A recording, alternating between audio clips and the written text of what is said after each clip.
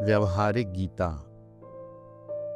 महाराष्ट्र के एक बड़े संत पूजनीय विनोबा भावे जी ने अपनी माता के लिए श्रीमद् भगवत गीता का एक मराठी में पद्यात्मिक भाषांतरण किया। उसमें श्रीमद् भागवत गीता को साक्षात मातृ तुल्य बताया। गीता माऊली माझी तिचा मी बाळ नेडता, पड़ता रड़ता घेऊ उचलोनी कडेवरी। जब किसी भी सज्जन व्यक्ति के जीवन में समस्याएं आती हैं तो वह अन्य को दोष देने से समस्या की जिम्मेदारी दूसरों पर नहीं आरोपित करता। सभी संतों ने श्रीमद् भगवत गीता का आधार लेकर दैनंदिनी व्यवहार में स्वयं को स्वयं से बचाया है। नित्य निरंतर केवल पाठ मात्र से भी अनेक व्यक्तियों ने स्वयं के जीवन को बदलते हुए देखा है। यदि कोई भी व्यक्ति श्रीमद् भगवत गीता का श्रवण मनन करे तो जिन विपरीत भावना से प्रभावित होकर हम जीवन को समस्या के स्वरूप में ग्रहण करते हैं, वह विपरीत भावना समाप्त होकर हम समस्या में जीवन का समाधान ढूंढ सकते हैं। इसी दृष्टि से व्यवहारिक गीता चिंतन श्रृंखला में अनेक स्थानों पर ली गई है। इस ग्रंथ के अध्ययन, इस ग्रंथ के श्रवण के पश्चात आप अपना दुखी होने का अधिकार खो बैठेंगे।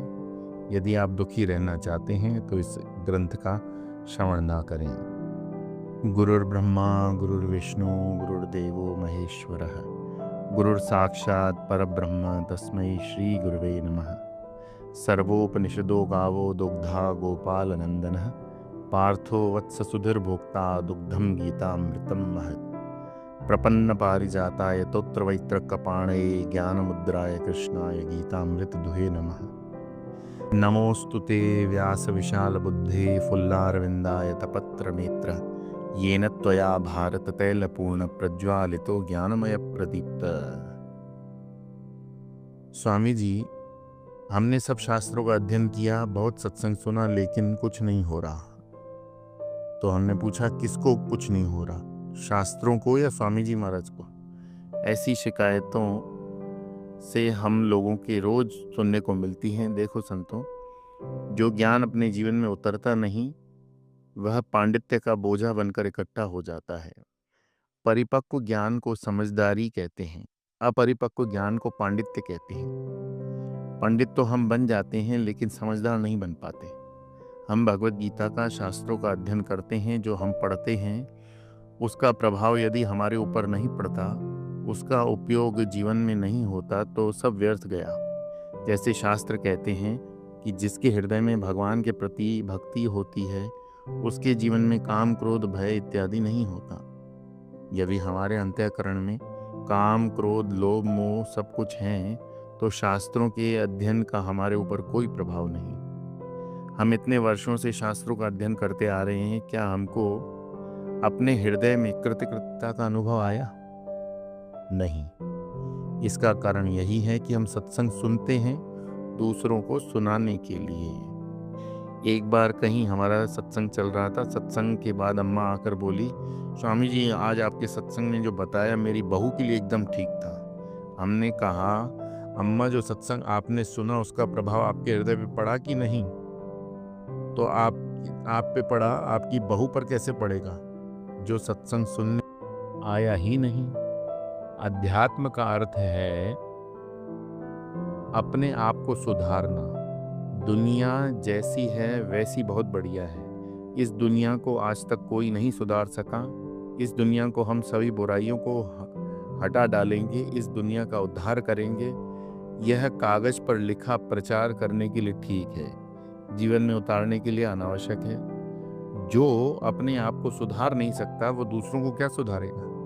भगवान के ही शब्द हैं गीता के, उद्धरेद आत्मनात्मानं नात्मानं अवसादयेत् आत्मैवेयात्मनो बन्धुरात्मैव विपुरात्मनः।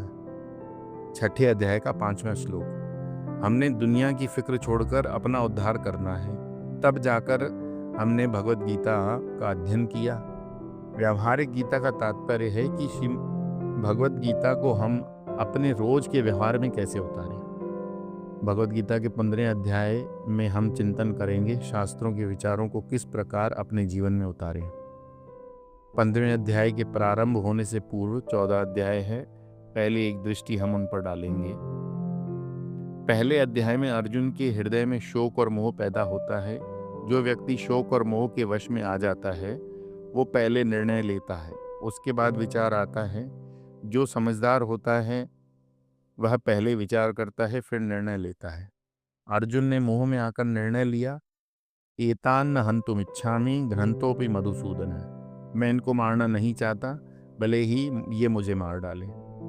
मोह में आने के बाद व्यक्ति गुडी गुडी बन जाता है, और जो व्यक्ति गुडी गुडी ब्रांड होते हैं वो बड़े खतरनाक होते हैं। अर्जुन ने गुडी बनना शुरू किया, कर तो दिया, मैं बहुत समझदार हूँ, वे तो बेवकूफ़ हैं, इसलिए उनको छोड़ देना चाहिए, ऐसा समझकर रोध होकर चुप बैठ गया। जो व्यक्ति मोह में फंसा है उसके साथ वैसी भाषा में बात करनी चाहिए जो उसकी समझ में आए। रामचरितमानस में प्रसंग आता है, गरुड़ जी शिव जी के पास जाकर कहते हैं, मुझे राम जी के बारे में सब जानना है। शिव जी कहते हैं, मैं जरा व्यस्त हूँ, तुम काकभूषुंडी जी के पास जाओ, वे तुमको सब बताएंगे।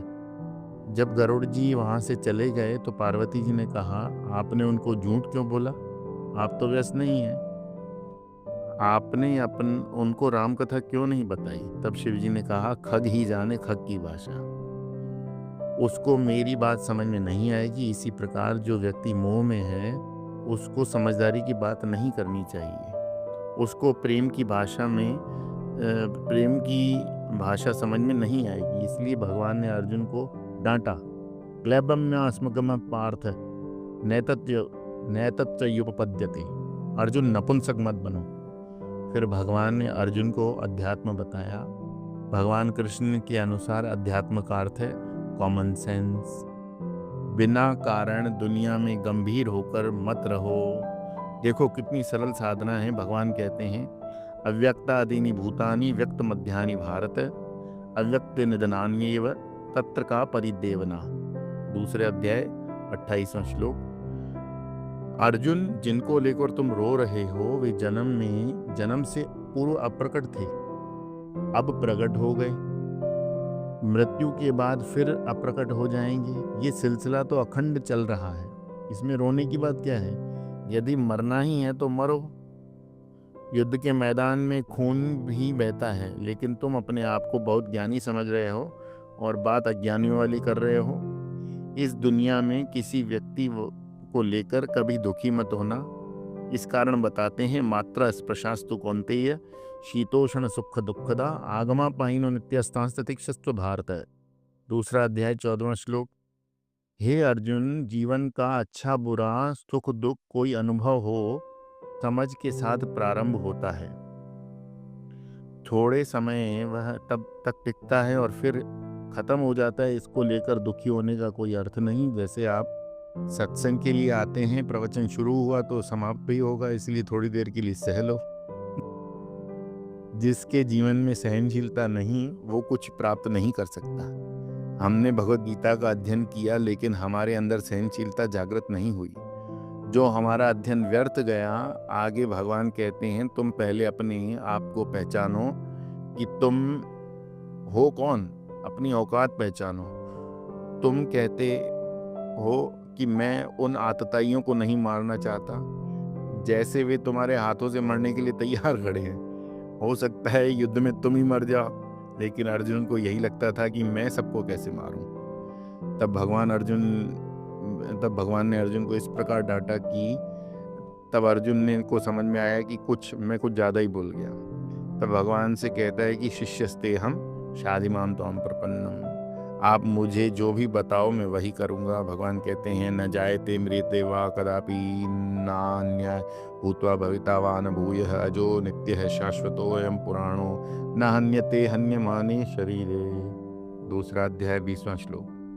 इस दुनिया में आज तक कोई पैदा हुआ है न कोई मरा, इसलिए तुम्हारा रोना धोना बेकार है। फिर हम क्या करें? भगवान कहते हैं, टाइम पास करो। जब भगवान कहते हैं सुख दुखे समी कृत्वा लाभा लाभौ जया जयौ ततो युद्धाय युज्यस्व नैवं पापमवाप्स्यसि। दूसरा 38वां। सुख दुख हानि लाभ को समान समझकर युद्ध करो। जो भगवान का सिद्धांत टाइम पास के अतिरिक्त कुछ नहीं। एक बार हम किसी के घर खाना खाने के लिए गए, खाना तैयार होने में थोड़ा समय था, तो हम उनके बेटे के साथ कैरम खेलने लगे। लड़का खेलने में बहुत उस्ताद था, फटाफट गोटियां निकालने लगा। हमने भी थोड़ी बेईमानी की, चुपके से 3-4 गोटियां निकाल ली और उसने हमको पकड़ लिया। बोले स्वामी जी आप बेईमानी कर रहे हैं। हमने कहा ठीक है अब नहीं करेंगे। फिर उसी तरह हमने उसको जिताना शुरू कर दिया। इतने में उसकी मम्मी आवाज़ लगाई खाना तैयार हो गया। हमने कहा खेल बंद करो, तुम जीत गया मैं हार गया। बोले नहीं स्वामी जी अभी खेल पूरा नहीं हुआ। देखो बच्चे के लिए हार जीत का महत्व था और हमारे लिए टाइम पास। हम इस हार जीत में ही अपने जीवन को नष्ट कर देते हैं। जीवन में थोड़े गम हैं, थोड़ी खुशियाँ, इनको लेकर अधिक गंभीर होने की आवश्यकता नहीं। ये दुनिया सदैव ऐसी ही थी, ऐसी ही रहेगी। भगवान राम के समय में जो कार्य रावण ने किया, वही कार्य भगवान कृष्ण के समय में कृष्ण और दुर्योधन ने किया। आज भी वही सब हो रहा है। ये सब ऐसे ही चल रहा है, चलता रहेगा। इसलिए रोने धोने का कोई मतलब नहीं। हम हर परिस्थिति को सहने का अभ्यास करें। दूसरे अध्याय में थोड़ा टाइम पास का सिद्धांत बताने के बाद भगवान ने अर्जुन को बताया कि टाइम पास कैसे करें। कर्मण्येवाधिकारस्ते मा फलेषु कदाचन मा कर्मफल हेतुर्भुः मा ते संगोऽस्तु कर्मणि। दूसरा 47वां। पहली बात, जो कुछ भी हम कर रहे हैं उसकी आवश्यकता दुनिया को नहीं है, कर्म करना हमारी आवश्यकता है। जब हम नहीं थे तब दुनिया में किसी चीज़ की कमी नहीं थी। जब हम हैं तो क्या फ़र्क पड़ा है। जब हम नहीं रहेंगे तो कोई फ़र्क नहीं पड़ेगा। हम दुनिया में केवल टाइम पास करने के लिए कर्म कर रहे हैं, इसलिए लाभ हानि का कोई अर्थ ही नहीं। जैसे हम लोग छोटे बच्चे के साथ खेलते हैं तो उसमें हार जीत का कोई अर्थ नहीं, बस आनंद के लिए खेलते हैं। वैसे ही जीवन टाइम पास के लिए कर्म करो तो लाभ हानि हार जीत का कोई मतलब नहीं। कर्मण्येवाधिकारस्ते, हम जो भी कुछ कर रहे हैं अपने लिए कर रहे हैं। दुनिया को हमारे कर्म की कोई आवश्यकता नहीं। जब आवश्यकता अपनी होती है तो व्यक्ति विनम्र होता है। जब कर्म टाइम पास के लिए हो रहा है तो कर्म का फल क्या मिलेगा ये विचार करने की आवश्यकता नहीं। कर्म फल हमेशा भविष्य में आता है। और जब व्यक्ति वर्तमान में टाइम पास के लिए कर्म कर रहा है तो उसको जीवन में भविष्य की चिंता नहीं होगी।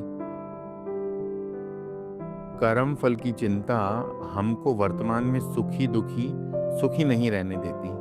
हम लोगों के घर जाकर कहते हैं नाश्ते के समय हमसे पूछते हैं कि स्वामी जी दोपहर के भोजन में क्या खाएंगे। अरे बाबा अभी नाश्ता तो कर ले।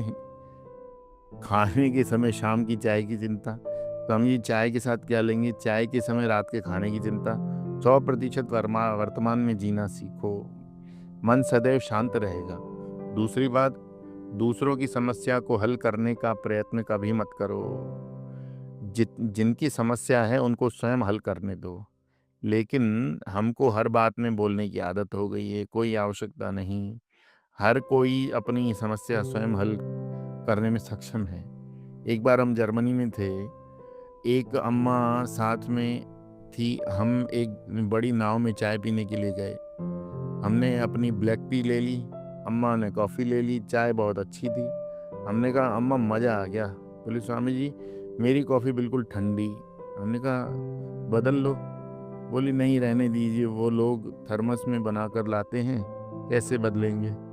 हमने उनकी कॉफ़ी का कप लिया और चाय वाले को बोला आपकी कॉफ़ी ठंडी है। उसने बदल कर नई कॉफ़ी बना कर दे दी।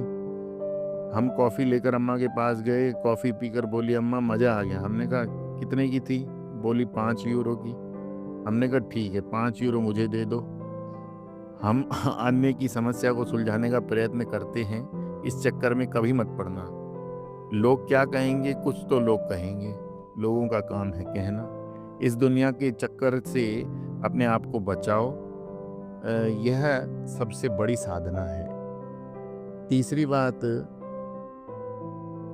माँ कर्म फल हेतुर्भु, जो कुछ भी हम कर रहे हैं उसमें कर्तृत्व अभिमान जोड़ेगा तो टाइम पास के सिद्धांत का सत्यानाश हो जाएगा।